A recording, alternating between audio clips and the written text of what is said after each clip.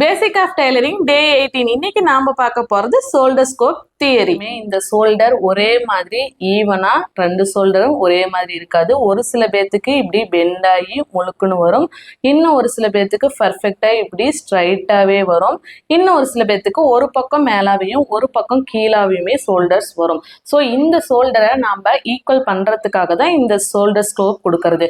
Shoulder scope அப்படின்னா என்னன்னா nothing but நாம இப்படி நார்மலா பேட்டர்ன் போடுவோம். இது வந்து நெக்குக்கான வித்து எடுத்துருவோம், இங்க ரெடி ஷோல்டர், இங்க ஆர்ம் கப். ஸோ இங்க நம்ம இப்படி எடுக்கக்கூடாது. இந்த ஷோல்டர் ஸ்கோப்புங்கிறது ஒவ்வொரு நெக்குக்கும் ஒவ்வொரு மாதிரி நம்ம மார்க் பண்ணுவோம். ஹை நெக் அப்படின்னா நமக்கு என்ன இன்ச்சஸ்க்கு மேல இருக்கிறது எல்லாமே ஹை நெக். அப்படின்னா நமக்கு collar neck and boat neck, இது எல்லாமே நமக்கு இந்த 3 இன்ச்சுக்குள்ள நமக்கு வரக்கூடிய நெக்கு. இந்த மாதிரி இன்ச்சு அப்படி இல்லைன்னா 0.75 இன்ச்சஸ் கண்டிப்பா நம்ம இந்த ஷோல்டர் ஸ்கோப் கொடுக்கணும். அந்த ஷோல்டர் ஸ்கோப்புங்கிறது நாம இங்க நம்ம ரெடி ஷோல்டர் மார்க் பண்றோம் பாத்தீங்களா, மார்க் பண்ணிட்டு இங்க இப்ப 0.75 அப்படின்னா இந்த இடத்துல நம்ம கொடுத்து நம்மளோட ஷோல்டரை இப்படி கிராஸா மார்க் பண்ணணும். இப்போ இந்த டாட்ல இருந்து தான் நம்ம ஆர்ம் ஹைட்டுக்காக ஃபார்முலா போட்டு கண்டுபிடிச்சோம் பாத்தீங்களா.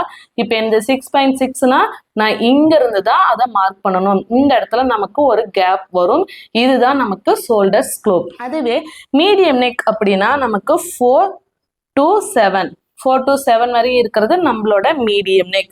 இதுக்கு நம்மளோட ஷோல்டர் ஸ்கோப் எவ்வளவு இருக்கணும் அப்படின்னு பாத்தீங்கன்னா 0.5 to 0.25.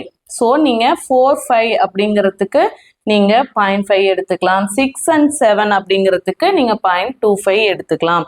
அதே டீப் நெக்னா நமக்கு என்ன வரும், 8 to 10 இன்ச்சஸ் வரை இருக்கிறது நமக்கு டீப் நெக். So scope.